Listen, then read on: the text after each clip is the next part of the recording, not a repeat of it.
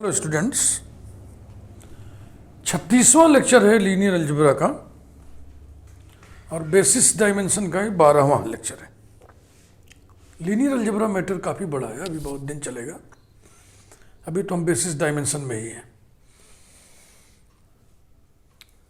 Dimension of a सब space हम चर्चा करेंगे भी, और ये थ्योरम है, ये रिजल्ट है। Every subspace W of a finite dimensional linear space VF is finite dimensional। ठीक ना? किसी भी फाइनाइट डायमेंशनल लीनियर स्पेस का कोई भी सब स्पेस होगा वो भी फाइनाइट डायमेंशनल होगा, और उस सब स्पेस का डायमेंशन स्पेस के डायमेंशन से छोटा होगा या ज़्यादा से ज़्यादा बराबर होगा, क्योंकि V भी तो खुद अपने आप का सब स्पेस होता है, इसलिए इक्वलिटी की यहाँ पे गुंजाइश है। इसके अलावा ये भी रिजल्ट है, V equal to W implies that and implied by dimension V equal to dimension W। ठीक, जाहिर सी बात है, इसी को हमें प्रूव करना है logically.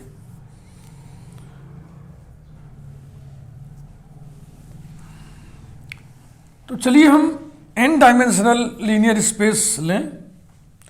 Finite dimensional linear space लेना है ना, तो उसका डायमेंशन n ले रहे हैं, where n is finite. Proof, let VF be n dimensional linear space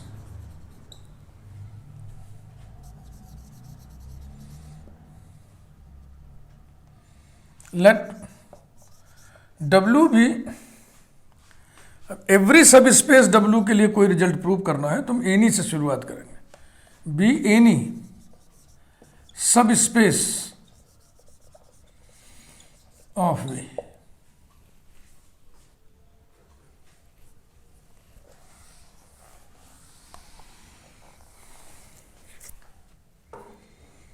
अब ध्यान दो इस बात पर कि V का डायमेंशन n है, इसलिए V में हम कोई भी सबसेट लें और वो लीनियरली इंडिपेंडेंट सबसेट हो तो उसके पास नंबर ऑफ एलिमेंट्स n से ज़्यादा तो हो नहीं सकते। यही चीज़ W में भी है। W की सारी संपदा V की ही तो है। तो अगर हम W में सबसे बड़ा Li सेट लेना चाहें, सबसे बड़ा Li सेट, तो उसमें कितने एलिमेंट्स होंगे? उसमें भी अधिक से अधिक एटमोस्ट n वेक्टर्स ही होंगे, क्योंकि W के वेक्टर माने V के vector, because W is subset of V। तो यही चीज हम करने जा रहे हैं कि W में मैक्सिमल Li सेट कंसीडर करने जा रहे हैं।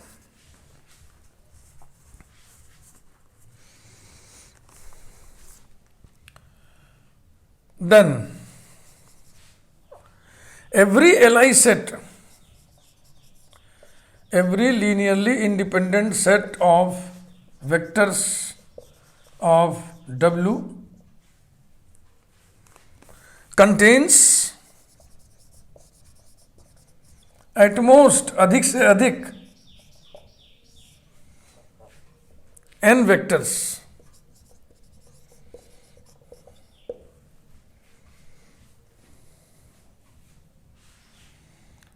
चाहो तो यहां पे अलग से इसकी चर्चा कर दो, noting the fact that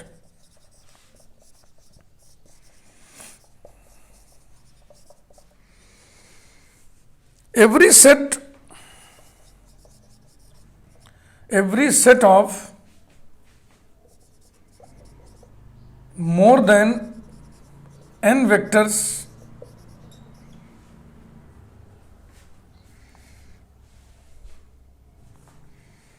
of an n dimensional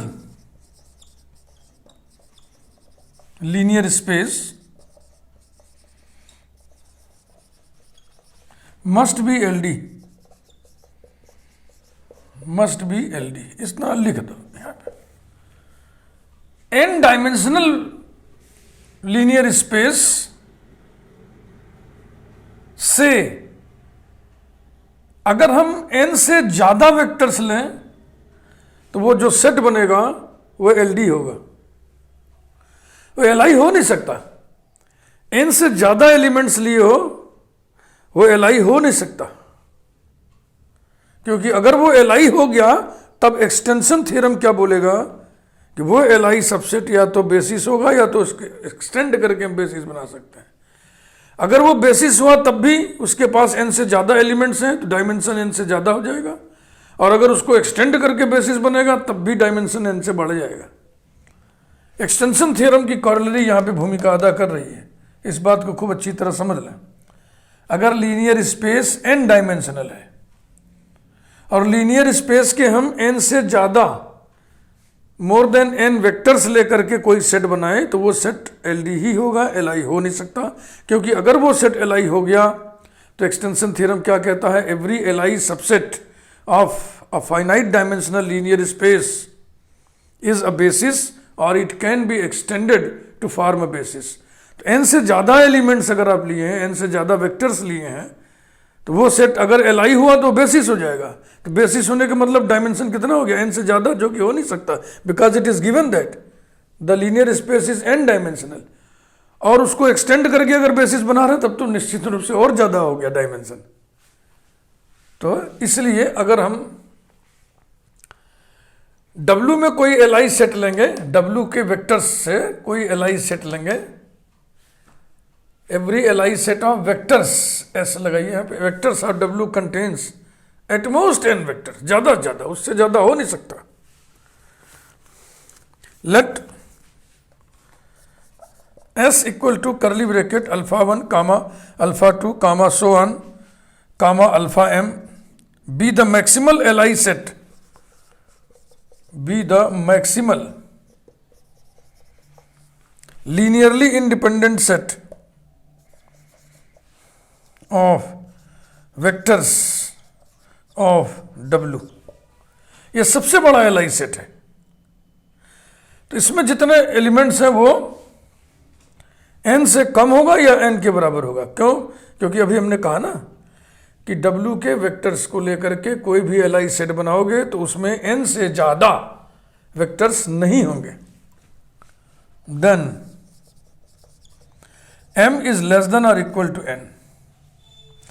अब हम अगर ये शो कर दें कि ये W को स्पान कर दे रहा है तो ये बेसिस हो जाएगा, क्योंकि बाई नेचर ये कौन है, ये Li है, Li set of vectors of W।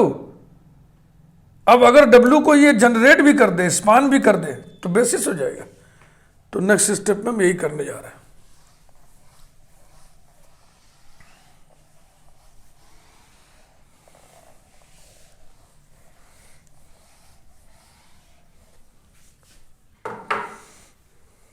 To show that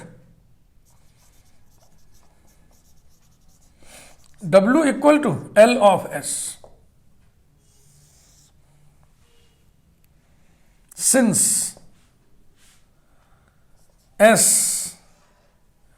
is subset of W, है कि नहीं, देखो इस W के ही तो एलिमेंट्स है, therefore L of S is subset of W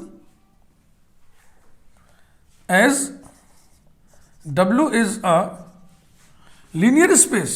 सब स्पेस है तो लीनियर स्पेस तो होगा ही, सोच लीजिए इस बात को। S के सारे एलिमेंट्स W में है, L ऑफ S में होगा कौन, L of S, this is set of all linear combinations, this is set of all linear combinations of elements of S। Finite number of elements of S नहीं बोल रहा हूं क्योंकि S खुद ही finite है। तो ये सब बातें पीछे हम आपको समझा चुके हैं जब लीनियर स्पान पढ़ाए थे। वैसे तो हम कहेंगे L of S is set of all linear combinations of finite number of elements of S, लेकिन S अगर फाइनाइट सेट है तो फिर हम क्या बोलेंगे, L of S is the set of all linear combinations of elements of S, all elements of S। तो इसमें S के एलिमेंट्स के LCs हैं, L ऑफ S में इस एलिमेंट्स के LCs हैं, तो सारे के सारे LCs W में होंगे कि नहीं। चूंकि ये सारे एलिमेंट W में है, ये देखो लिखा है, चूंकि ये सारे वेक्टर्स W में हैं इसलिए इन वेक्टर से हम कोई भी LC बनाएंगे वो सबका सब W में होगा। तो अब क्या दिखाना है? अब दिखाना है W is subset of L of S. Let alpha be any element of W, then comma clearly comma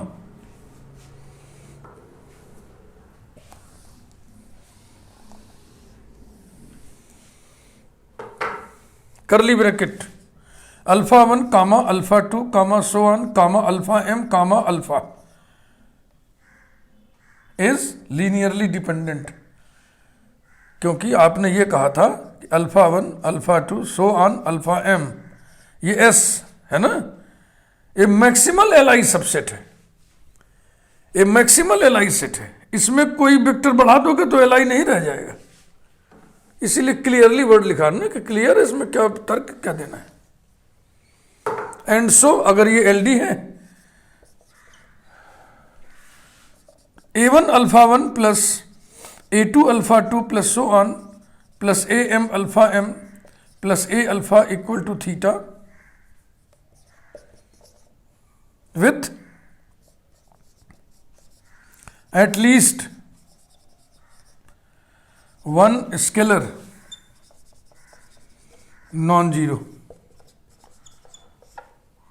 अगर ये एलडी है सेट, तो इन वेक्टर्स के लिए सिस्टम ऑफ इक्वेशन जो बनेगा उसमें कम से कम एक स्केलर नॉन जीरो जरूर होगा. हम ये दावा करते हैं कि ए ही नॉन जीरो है. ए ही मत कहिए, ए नॉन जीरो जरूर होगा ऐसा कहिए. अब कम से कम एक नॉन जीरो स्केलर है ना, तो एक से ज्यादा भी तो नॉन जीरो स्केलर हो सकता है. तो उन नॉन जीरो स्केलर्स में ए जरूर है, मैं ये दावा कर रहा हूं. तो we claim that A not equal to zero for comma if A equal to zero comma, इसकी नंबरिंग करते 1, then equation 1 reduces to A1 alpha 1 plus A2 alpha 2 plus so on plus AM alpha m plus 0 alpha equal to theta. इस गुण विशेषण के साथ with at least one scalar non zero.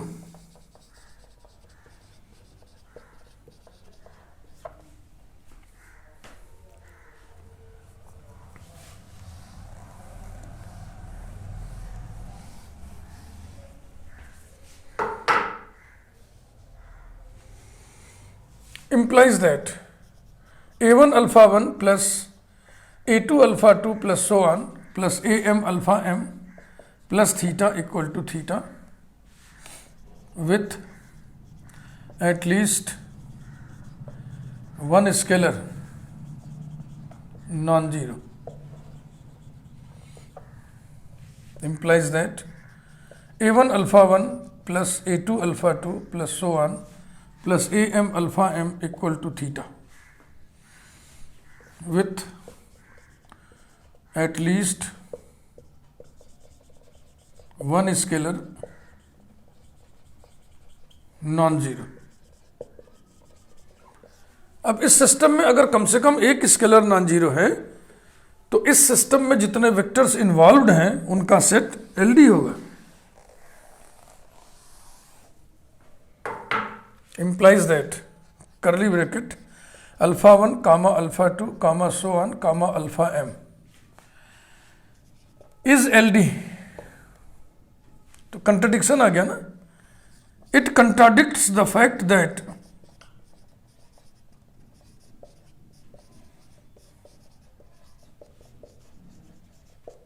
S is LI. इसका मतलब जो हम claim किए थे वो सही था. क्लेम क्या किए थे? In one A must be non zero, therefore A not equal to zero and so from one, sorry हाँ ठीक, A not equal to zero.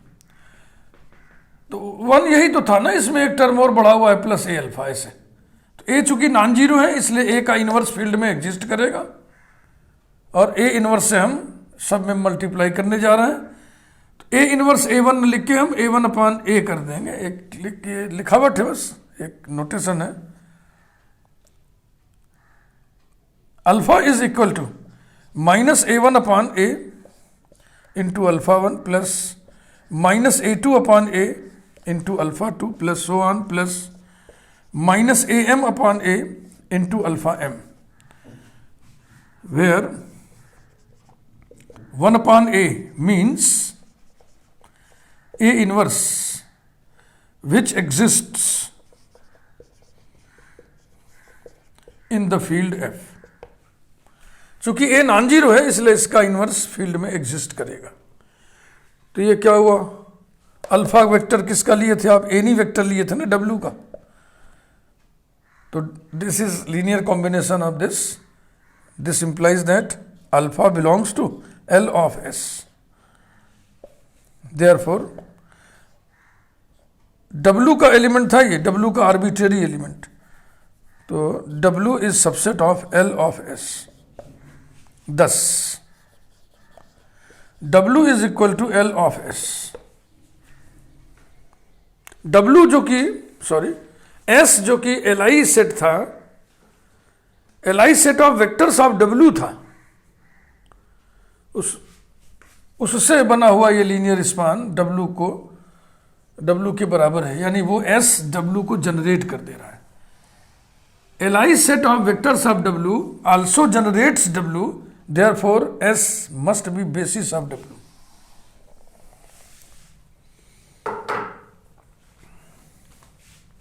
Hence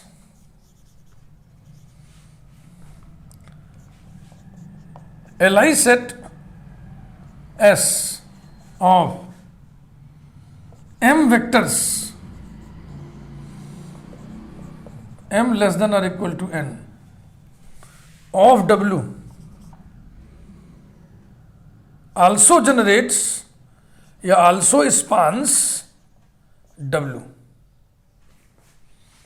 and so S is a basis of W। Therefore dimension W is equal to order of its basis equal to M, जो कि less than और equal to N है। That is dimension W less than और equal to N माने dimension V, यही prove करना था। Finite dimensional linear space का कोई भी सब स्पेस फाइनाइट डायमेंशनल होगा। अब V का डायमेंशन फाइनाइट है तो इसका भी डायमेंशन तो फाइनाइट होगा ना। यहां पे एक चीज और लिख दो चाहो तो, N being finite, N being finite. Second part, इसमें एक पार्ट और भी है।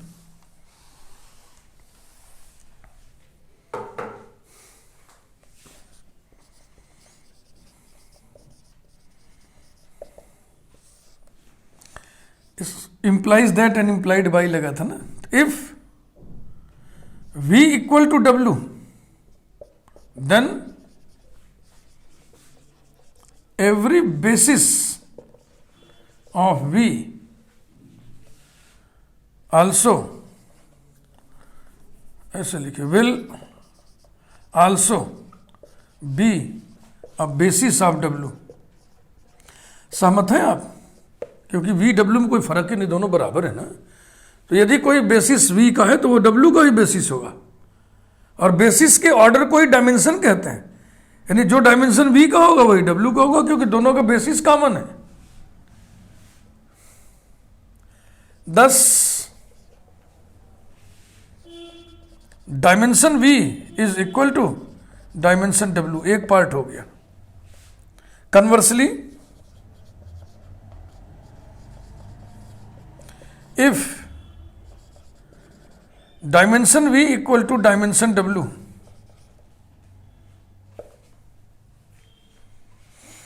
then dimension W is equal to dimension V and equal to N, यानी W का डायमेंशन भी N हो गया क्योंकि V का डायमेंशन N दिया हुआ है।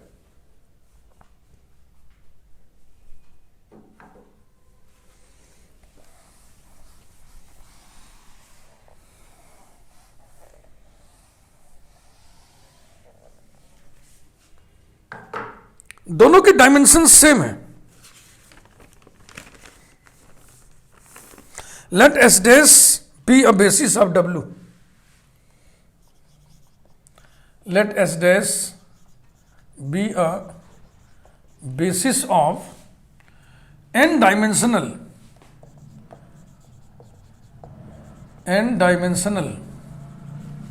linear space W, then याद कीजिए कॉरोलरी नंबर 1 एक्सटेंशन थ्योरम कि अगर n डायमेंशनल लीनियर स्पेस है, डायमेंशन डिक्लेयर्ड है, n डायमेंशनल लीनियर स्पेस है, तो n डायमेंशनल लीनियर स्पेस का n वेक्टर्स का कोई भी एलाई सेट बेसिस होगा। याद है ना, बस वही करिए। n dimensional linear space W है, S डैश इसका बेसिस है, इसका मतलब S डैश एक एलाई सेट है n वेक्टर्स का।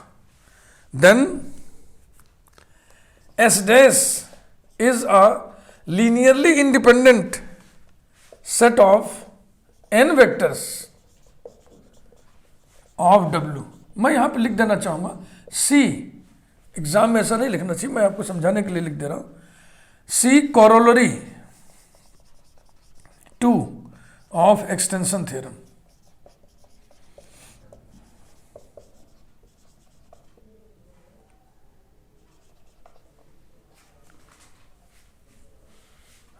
ब्रैकेट बंद। This implies that S dash is Li set of n vectors of V, चलेगा? n vectors of n dimensional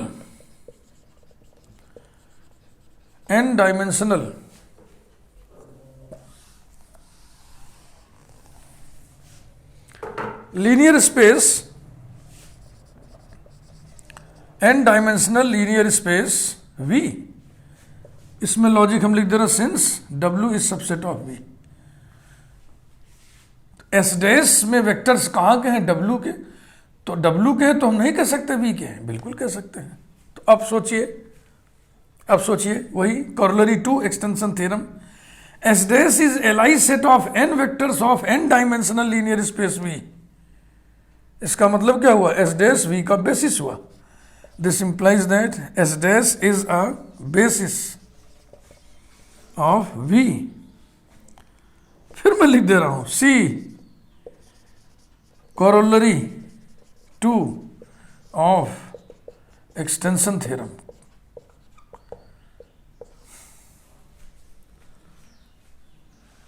now S dash is a basis of W and S dash is a basis of V, implies that W equal to L of S dash and V equal to L of S dash। अब देखिए L of S dash के दो मान हैं, आपस में बराबर हो गए, तो V इक्वल टू W। ये था थ्योरम का प्रूफ।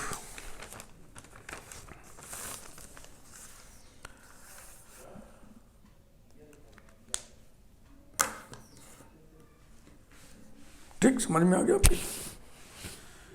इन प्रूफ को अगर एक बार में न समझ में आए तो वीडियो को 2 बार 3 बार आप सुनिए। बेहतर है कि नोट्स लिखिए, उसको कॉपी पे नोटबुक पर लिख के अभ्यास करिए, समझ में आएगा।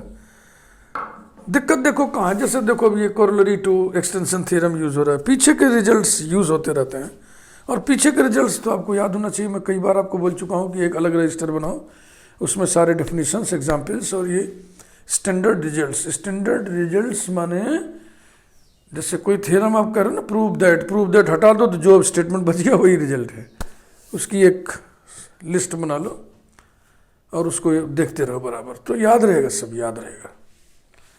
आपको वकालत करनी है जिन नियमों के मदद से, वो आपको याद रखना पड़ेगा, है ना। वो आप बुक लेकर के नहीं वकालत करोगे। तो अब याद रखो, तो मैं तो बराबर आपको सलाह देता हूँ। अब हम कुछ न्यूमेरिकल वर्ड्स पे चलेंगे।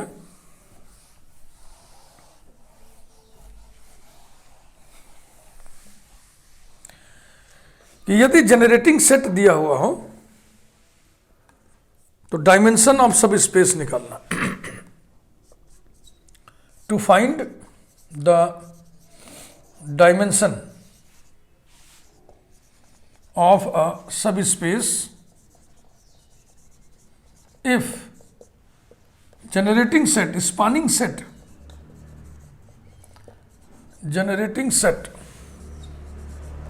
is given,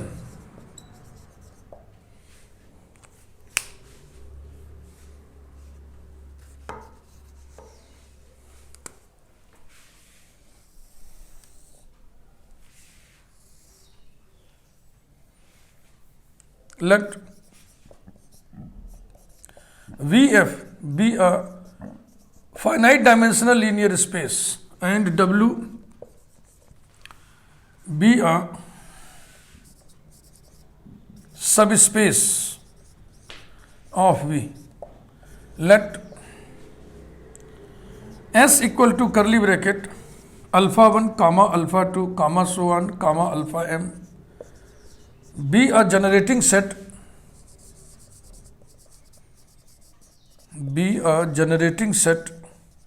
of W.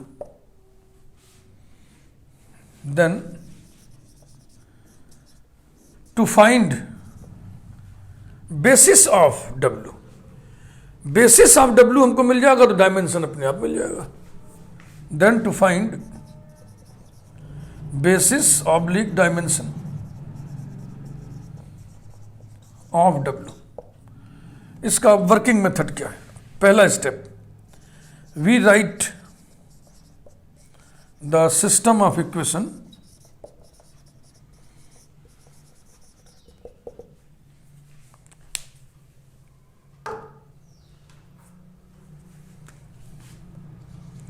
A1 alpha 1 plus A2 alpha 2 plus so on plus AM alpha m equal to theta. Number 1, theta being zero vector.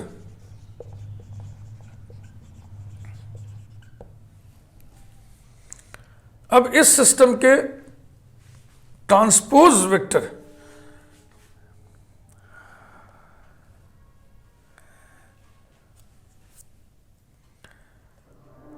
let capital A into X equal to null matrix be its matrix form. ये homogeneous system है ये, तो इसको matrix representation में पहले convert कर दिए, be its matrix form. Then we reduce A transpose इस सिस्टम के कोफिशिएंट मैट्रिक्स के ट्रांसपोज को ट्रायंगुलर मैट्रिक्स में रिड्यूस करेंगे। We reduce A transpose to a triangular matrix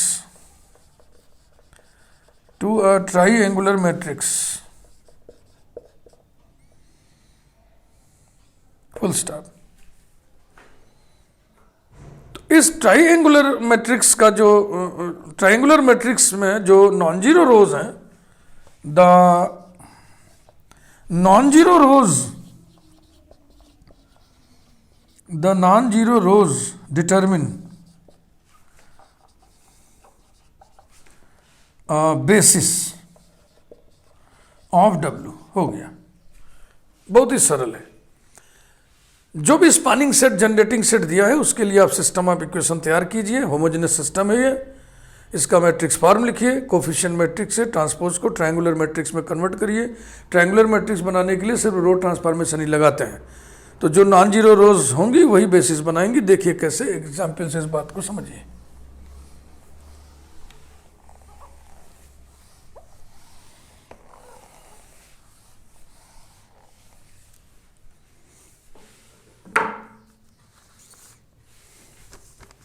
Example 1. To find the dimension of the subspace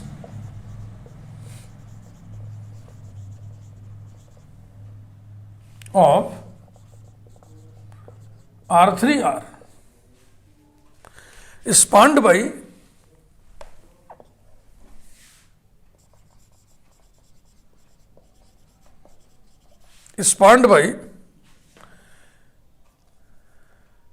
S equal to curly bracket alpha comma beta comma gamma, where alpha equal to 3 tuple 1 to 1, beta equal to 3 tuple 3 1 5, and gamma equal to 3 tuple 3 minus 4 7। ये रहा working method, जैसे कह रहा हूं वैसे आप करते चलिए बस। स्पानिंग सेट के वेक्टर्स की मदद से system of equation, homogeneous system of equation हम बनाएंगे। उसको मैट्रिक्स फॉर्म में लिखेंगे और कोफिशिएंट मैट्रिक्स के ट्रांसपोज को रिड्यूस करना है ट्रायंगुलर फॉर्म में। तो चलिए लिखिए, A alpha plus B beta plus C gamma equal to theta, number 1, theta being zero vector,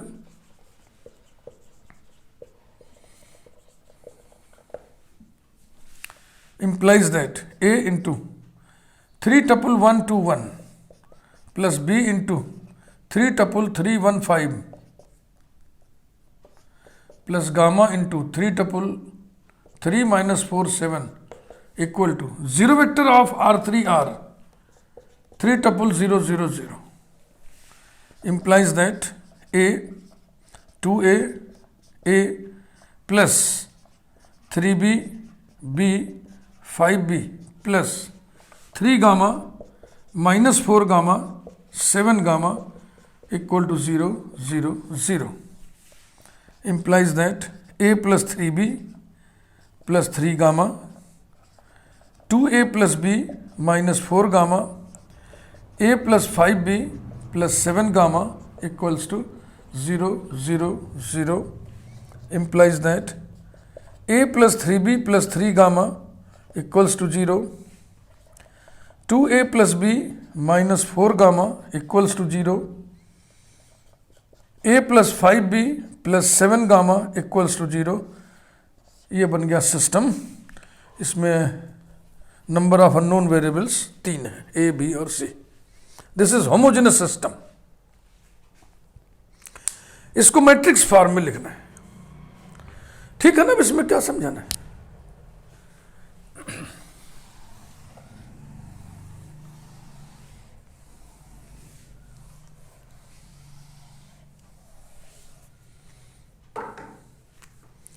its matrix form is coefficient matrix 1 3 3 2 1 minus 4 1 5 7 into column vector A B C. Column matrix को column vector भी कहते हैं, row matrix को row vector भी कहते हैं। Column vector 0 0 0, ये है इसका matrix form. That is, notation में इसको ढाल देना, A X equal to O cap, O cap being null matrix.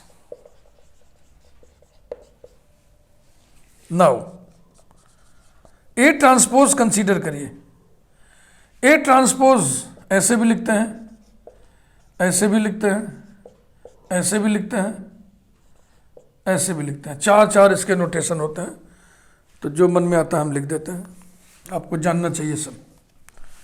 A transpose is equal to matrix, इसको ट्रांसपोज करके लिखो, पहले कॉलम को पहला रो बना दो, 1 2 1 3 1 5 3 -4 7।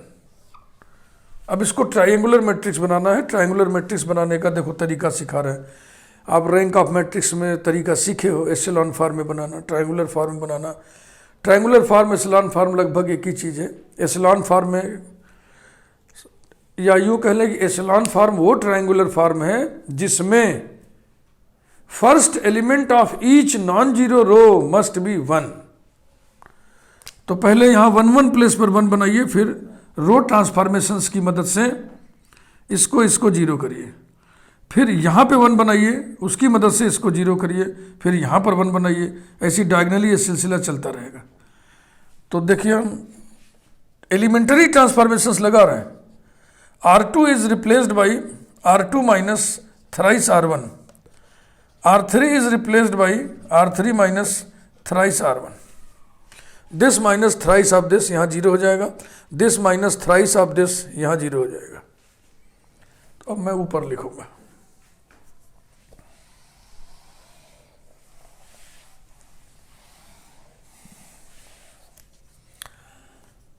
A transpose. अब इक्विवेलेंट का साइन लगाइएगा, मैट्रिक्स चेंज होने जा रहा है, ये झटके में लोग इक्वल लिख जाते हैं, तुरंत काट देंगे, कट जाएगा पूरा। 1 2 1 3 -3 0 1 -6 -5, 3 गुना घटाना है भाई, 5 -3 2, फिर 3 गुना घटाना है, 3 -3 0 -4 -6 -10 7 -3 4। ये अब इसका ये मल्टीपल है, इसलिए यहाँ 1 बनाना जरूरी नहीं है। अगर इसको हम 1 बनाते चलेंगे तो वही एशेलॉन फॉर्म हो जाता है, ये जरूरी नहीं है। जैसे अब हम एलिमेंट्री ट्रांसफॉर्मेशन लगाते रहे, R3 is replaced by R3 minus 2 R2। Equivalent matrix 1 2 1 0 -5 2। Echelon form ना बनाइएगा, आपको ट्रायंगुलर फॉर्म बनाना है, 0 0 0, यही है triangular form. Therefore S dash लिख दीजिए, S dash equal to curly bracket, एक तो ये वेक्टर बनेगा, एक ये वेक्टर बनेगा, बस नॉन जीरो रो 2 ही हैं, तो 3 tuple 1 2 1 and 3 tuple 0 -5 2 is a basis, is a basis, basis बहुत बन सकता है ना, is a basis of W लिखे थे हम सब space W, and so dimension W equal to order of its basis equal to 2।